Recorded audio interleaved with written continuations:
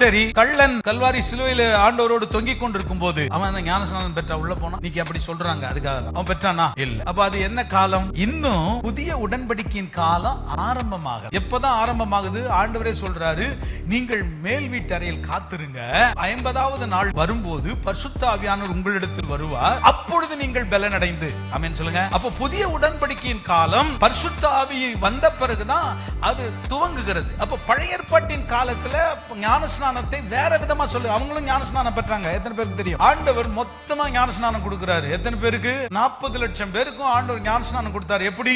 மேகத்திலே உள்ள தண்ணீரை கொண்டு ஞானஸ்நானம் கொடுத்தாராம். அதை கூடவே உறுதிப்படுத்துவதற்கு எது வழியா அவங்களை நடத்துறாரு? செங்கடல் வழியாய் நடத்தி தண்ணீரை கடந்து அந்த பக்கம் வரும்போது ஆண்டவர் சொல்றாரு, அவர்கள் அத்தனை பேருக்கும் ஞானஸ்நானம் கொடுக்கப்பட்டது. அப்ப பழைய ஏற்பாட்டிலையும் ஞானஸ்நானம் வந்துச்சு. சரி, திருடனுக்கும் வந்துச்சா?